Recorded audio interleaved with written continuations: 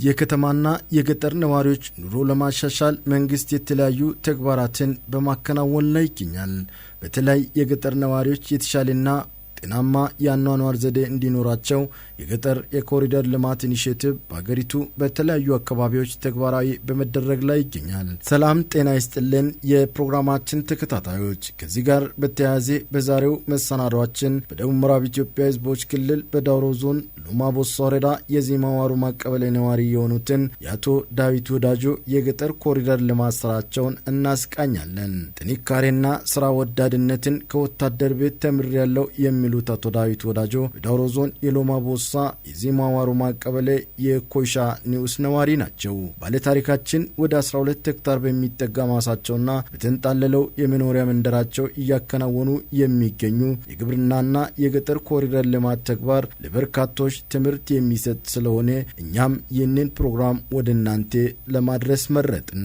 እኚህ ጠንካራ አባት አንድ መንደር የሚያህል የመኖሪያ ግቢያቸውን እጅግ በአማረና ሳቢ በሆነ መንገድ አበጃጅተዋል። የመኖሪያ ግቢያቸውን ለእድር፣ ለስብሰባ፣ ለሰርግ እንዲሁም ለእንግዳ በሚሆን መልኩ ተሰናርተዋል። በግቢያቸው ውስጥ የእንግዳ ማረፊያ፣ የራሳቸው መኖሪያ ቤት፣ የልጆች ቤት፣ የእንስሳት መኖሪያ፣ የዶሮ ቤት እንዲሁም ጊዜያዊ ማረፊያን ጨምሮ የተለያዩ ቤቶችን ከሰፊና ማራኪ የማረፊያ ስፍራ ጋር በአንድ ላይ አዘጋጅተዋል። በወታደር ቤት ለበርካታ ዓመታት በውትድርና አገራቸውን ማገልገላቸውን የሚናገሩት አቶ ዳዊት የሚያነቧቸው መጽሐፎችና ከሌሎች የሚቀስሙት ልምድ ምንም እንኳን ነዋሪነታቸው የገጠር ቀበሌ ቢሆንም የገጠር ኮሪደር ልማትን በአግባቡ እንዲተገብሩና ጤናማና ደስተኛ ኑሮ እንዲኖሩ ማስቻላቸውንም ይገልጻሉ። ጥሩ ማሳ ስላለኝ 2 ሄክታር መሬት በነበረው ይሄን ነገር አልምቼ ድንጋዩን አንስቼ እንጨቱን ቆርጬ መነሳት ያለበትን አርጌ ከፍት አውሬ እንስሳ እንዳበላሽ ቋሚ የሆነ ከነም በኋላ ለልጅ ትውልድ የሚሆነው ነው የሚል ለተወሰነ ጊዜ በጣም ከባድ የሆነ ትግልም ነበረ፣ ልፋትም ነበረ፣ ድካምም ነበረ። ይሄን ሁሉ ካበቃው በኋላ ማሳውን በሙሉ ወደ ማልማት ሲጀምር ምንድነው አሁን የካሳባ የሚባለው ምርት ከመጣ ወዲህ ቆላን የሚቋቋም ነው፣ ረሃብን የሚከላከል ነው። ይሄን አመረትክ ማለት ኪሲ ሙሉ ነው፣ ቤቲ ሙሉ ነው፣ ገንዘብ አለክ እና ለቀለብ ለፊኖ ለተለያየ ነገር የሚያመርት ስለሆነ ገበያውም ኪሎም ገንዘቡም ገበያ ጥሪ ስለሆነ ከዛ ተነሳ ይሄንን ያህል ቢያንስ ወደ 12 ወደ 7 ሄክታር የሚሆነውን ሳላቋርጥ ኩታ ገጠም የሆነ እርሻ በመትከል ሰርቻለሁ። አቶ ዳዊት ወደ 7 ሄክታር በሚጠጋ የእርሻ ማሳቸው የካሳባ ምርት በኩታ ገጠም የአመራረት ዘዴ እያለሙ ይገኛሉ። አቶ ዳዊት የካሳባ ምርት በአግባቡ ከተመረተ ከምግብነት ባሻገር ጥሩ የገቢ ምንጭ እንደሚሆንም ያስረዳሉ። የዶሮ እንዲሁም የእንስሳት ተዋጽኦ ከቤታቸው ስለሚያገኙ ጤናማ የአመጋገብ ስርዓትንም ይከተላሉ።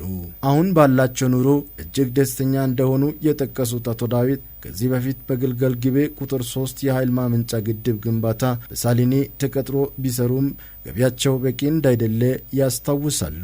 ይሄንን ለመስራት ደግሞ ያነሳሳኝ ምንድነው ለተወሰነ ጊዜ ስራ አጥ በመሆኔም ገበሬም ከመሆን የተወሰነ ነገር አገኛለሁ ብዬ ወደ ሳሊኒ የሚባለው ካምፓኒ ገብቼ በጣም 24 ሰዓት ሙሉ በመሰራበት ጊዜ አንድም ጊዜ አግኝቶ ማጥፋት ነው።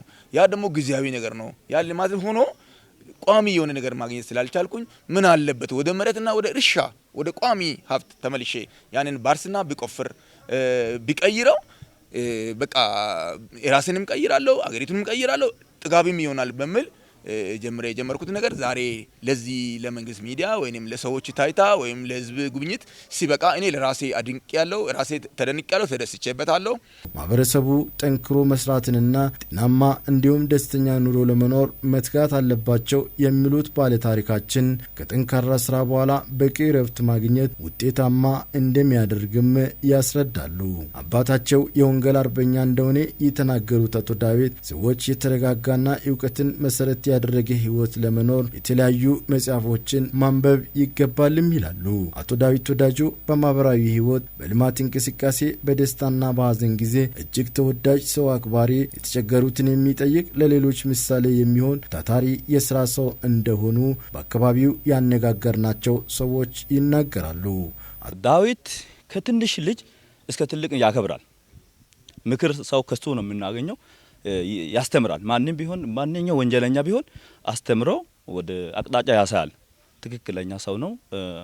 በጣም ተቀባይ ያለ አካባቢ ህብረተሰብ አሁን ለምሳሌ እድል ቢሆን ያለው ንብረት ሁሉ ለእድል ይሰጣል። አካባቢ ሰዎች በሱ እቃ እየተጠቀመ ምክር እየተጠቀመ ሰዎች እንዳይጣሉ አካባቢ ላይ እዚህ ቸርች ያለው አንዳንድ ነገሮች እንዳይባከኑ ሁሉን ቁጥጥር ያደርጋል፣ ሁሉ ያስተዳድራል ማለት ነው። ታላቅ ወንድሜ ነው። ስራ ሰው ነው፣ ታታሪ ነው፣ በጣም ገር ነው፣ እውነተኛ ሰው ነው።